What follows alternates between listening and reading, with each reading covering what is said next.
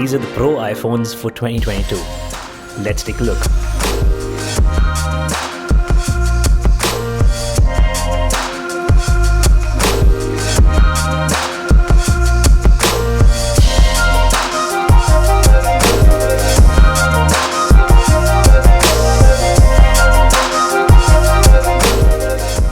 First things first, let's look at the things that actually matter. We have a brand new color, we have a better screen on the iPhone, we have improved battery life, and best cameras that you could possibly find on any smartphone in the market. Okay, so the design is primarily the same. We have the same squared off design, we have the stainless steel bands on the side, the frosted glass at the back, the magnificently huge camera bump, and overall it's the same design from the iPhone 12 series. It hasn't really gotten old because it still feels really premium. I was using the iPhone 12 Pro Max until like 2 weeks ago and it felt premium after using it for more than an entire year. So yeah, this design hasn't gotten boring, it's still fantastic.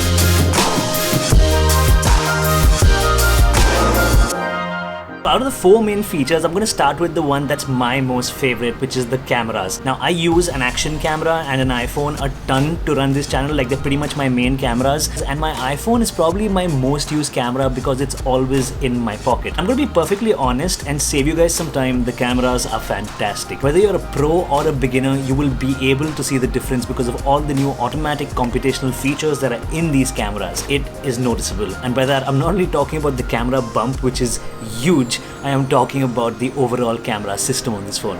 We have a standard camera which has a wider aperture now. It has the best image quality of them all. A telephoto camera that now reaches 3x instead of 2 or 2.5x. And my favorite lens of them all, the ultra wide lens, which is also faster with a 1.8 aperture. And of course, there's a LiDAR and flash. Important thing to know is that the cameras are all better. They're all stronger with respect to their sensor size. They're all 12 megapixels, but they give you fantastic image quality indoors as well as outdoors. So overall, you're going to get better photos and videos no matter what you do with this camera. There's also photographic styles this year which aren't really filters, but they're more like LUTs or lookup tables, which basically bakes a particular color scheme into your photographs when you're taking JPEGs. You can only shoot them when you're shooting JPEGs, not in RAW. You can choose any photographic style that you like. I pretty much settled on rich contrast and it's left on that, but I primarily shoot in RAW. Now, the one thing that I find really interesting when using the iPhone camera for photography is the fact that you actually get depth of field or background blur using the main lens, the standard lens on this phone. It basically does that optically. Now, it can do it via portrait mode as well, but I honestly believe that the standard lens gives you a much better blur than what you get on portrait mode, which I think is fantastic that you can generate this kind of depth on a phone camera in 2022. The telephoto camera on these phones has also been improved. The optical reach is a lot better than what it was last year. We had 2x and 2.5x respectively on the 12 Pro as well as the 12 Pro Max, but now on the 13 Pros you have a 3x optical zoom, which is fantastic. It's definitely a lot weaker than what Samsung gives you with respect to their space zoom. That's definitely a lot better when it comes to reach, but at a 3x optical zoom, the images are sharp end to end, the colors are great, and the final output is very consistent to the other 2 cameras on this phone. And the last lens that I'm super pumped about is the ultra wide lens, which is this one right here. The ultra wide lens has always been my favorite on any iPhone because you can actually use it to vlog, and that's pretty much what we do on this channel. We do a lot of vlogs when I'm out at sea, and the ultra wide lens has been great. Now, over the last few years, the ultra wide lens did struggle in low light. It's still not the best lens that you would use in a low light situation, but it has gotten better with a wider aperture, so it does absorb more light, so it does perform better than what it did on the 12 series of phones. And also, it's a really great lens to shoot photos with, especially when you're outdoors for architecture. If you want to get a really nice wide landscape shot, I think this ultra wide lens is great. The wider aperture really steps up its game, and it's also really special because you can now use it in macro mode. It has autofocus and it can focus up to 2 centimeters. Now, if you're into macro photography, that was really never an option on the iPhone unless you bought a third-party lens and attached it to your phone, like the Moment lenses, link in description. But now with the new macro lens inbuilt, the new macro feature inbuilt, and the computational magic, as well as the optics on the ultra wide and the standard lens, I think macro photography is definitely doable straight out of the box with your iPhone 13 Pro Max.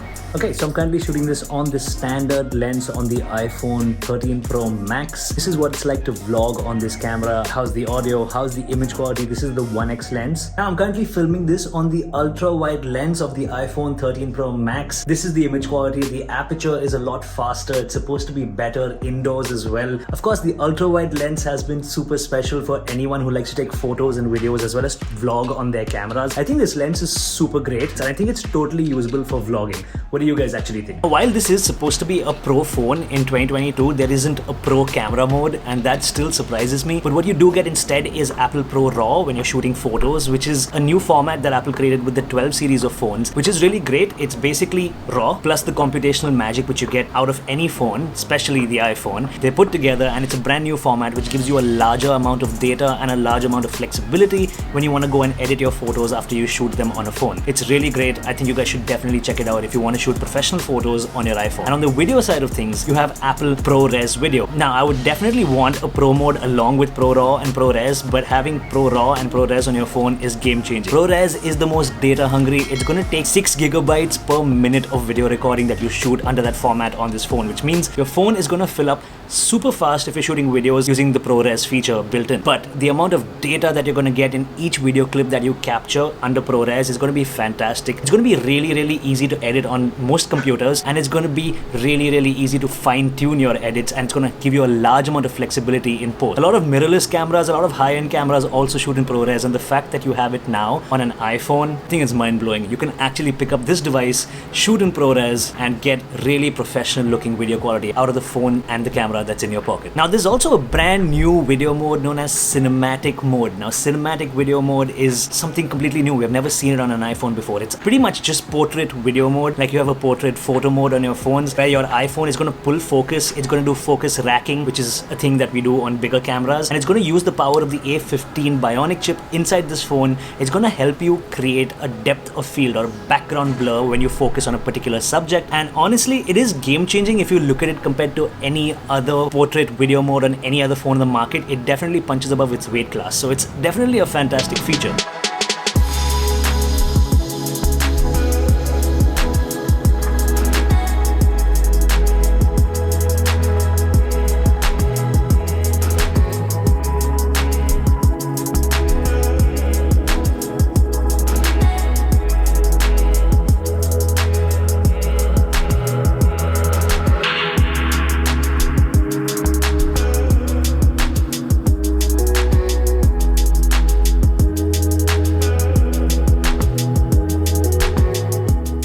Now, while cinematic mode is all great and the way Apple showed it off in their keynote was fantastic, everyone's minds were blown, there are a few caveats that Apple doesn't really advertise, which I want to tell you about. Firstly, it's only available in 1080p. Now, when you shoot in a lower resolution on a smaller sensor, you're gonna notice it when you watch it back on a bigger screen. So yeah, it's 1080p, still not a problem, it's still usable, you can up-res the video, so it's not a problem while you're editing, but it's only available in 30 frames per second and not in 24 frames per second, which is what we're shooting in. And basically 24 frames per second is the cinematic video standard. Most movies are shot in 24 frames per second, that's what you shoot them in. And the lack of the cinematic frame rate in the cinematic mode on an iPhone, it just bums me out. I really don't get it, but it is what it is. What really excites me about cinematic mode on the overall is not what it is today, but the possibility of what it could be in 2 years or maybe even 3 years. We've all seen portrait photo mode on every phone get better year after year with edge detection, so maybe the A16 or the A17 could give us 24 frames per second and it could just pull off cinematic mode a lot better. But that being said, if Apple continues to improve this mode and gives us the features that we want, improves the edge detection in a couple of years, I'm pretty sure there's going to be a point where we're going to stop using larger sensor cameras at the prosumer level and we're just going to switch to iPhones completely. Now, while PRORES and Pro RAW are definitely fantastic features and they're definitely game changing, it's mainly for professionals like mobile photographers, mobile videographers. If you're watching this video, you're gonna go nuts seeing these pro modes. I went nuts, I loved it. But for the general consumer, the average consumer, somebody who has an iPhone 10, an iPhone 11 or even an iPhone 12 series of phones, if you're upgrading to the iPhone 13,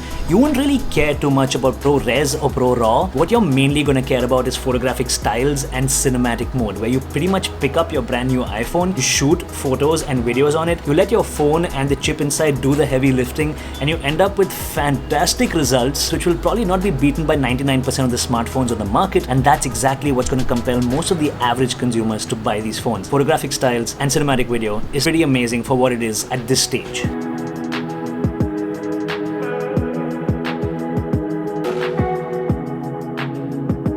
And And that's basically that. That's what you need to know about these brand new cameras on this brand new phone. You can shoot amazing photos, amazing videos. You have insane sensor shift stabilization, PRORES video and Pro RAW photos for the pros, and you have cinematic mode, which has room for improvement, but it's great for what it is in its first generation. But let's talk about what's important next, which is the screens.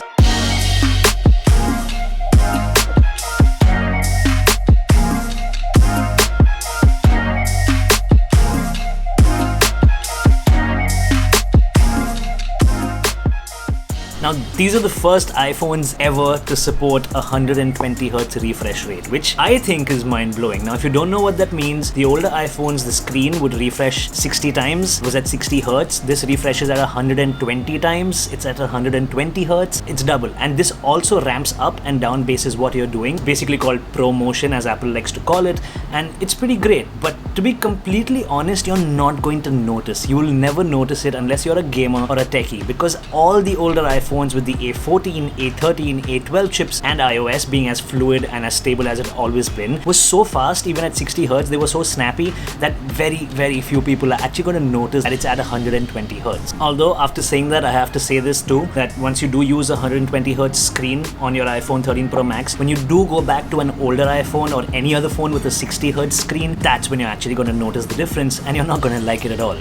So yeah, 120 Hz in my opinion is game changing. It gives you the options to use that higher refresh rate, especially for things like gaming or just using your phone, and it just feels faster. It's a big boon in my opinion. Also this year, the notch on the iPhones is a lot smaller, the screen is a lot brighter, the auto brightness is super responsive whether you're indoors and outdoors and does a really great job. The screen's a lot brighter, it goes to 1000 nits of brightness, which is visible everywhere, even outdoors in bright sunlight, especially in Mumbai city or in Delhi, any of the cities that you're in India. And when you're watching HDR content, the screen can go up to 1200 nits of brightness, which is great. Now, Samsung did top that off with the S22 Ultra, but this phone's about 6 months old at this point, and that phone is brand new. That has definitely got a better screen, but when you do buy the iPhone 13 Pro Max, it's better than any other screen on any other iPhone in the past. You're not going to be disappointed. Also, the most important part about this newer high refresh screen with greater brightness and the smaller notch is the fact that it doesn't kill the battery half as much as what you would have expected. Let's jump into the battery. Okay, so the battery on this phone is 18% larger than what you had on the 12 Pro Max, and the 12 Pro Max was already a battery king in its time. Like for last year, it was one of the battery champs. It did really well. I found it really hard to kill that phone. This phone, it has power and sustainability. I've never killed it in a day. Like for reference, after shooting a ton of video and shooting an entire YouTube video on my 12 Pro Max and using it extensively throughout the day, I would end up with 20 to 30% of battery at the end of the day. With this guy, I end up with 30 to 40% of the battery using it the way I do, including shooting a ton of video and playing a ton of games. So yeah, of course, this is variable. It's going to depend on your usage of the phone, but I think there's very few people on the market who could actually kill this phone in a day. Okay, and finally, the new color. This is Sierra Blue. I love it. I think all the standout colors that Apple has done from the iPhone 11 with the olive green, the Pacific Blue on the iPhone 12 Pro series, and now the Sierra Blue on the 13 Pro series has been great. These colors have actually stood out. They go really well with the design. They aesthetically fit into the lineup really well, but they give you that unique look, and you can actually figure out from a really long distance what phone a person's holding in their hand. Overall, I love the aesthetic of the Pro and I love the new colors. I think Apple should continue this trend of one special color every year. It's just really cool.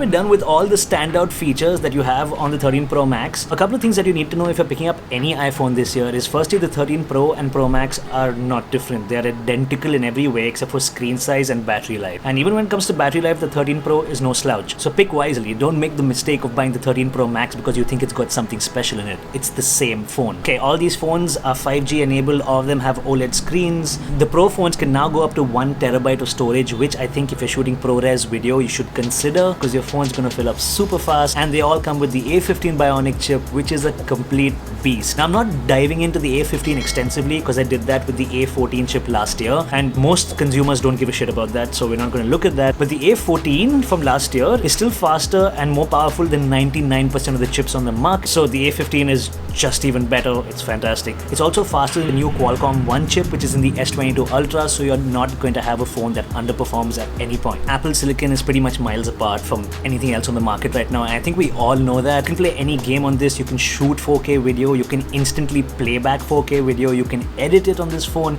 you can edit tons of photos on it with any editing app, you can play anything, any intense games on it with a high refresh rate even now. You can also create an entire album or an EP using a free DAW known as GarageBand. You can record podcasts on it, you can do absolutely anything you want on this phone because of the power and efficiency of the A15 Bionic chip. It won't pull you back. This is pretty much a creator's dream at this point. Face ID is a lot faster than what it used to be. Not dramatically, but if you're an iPhone user, you may notice it.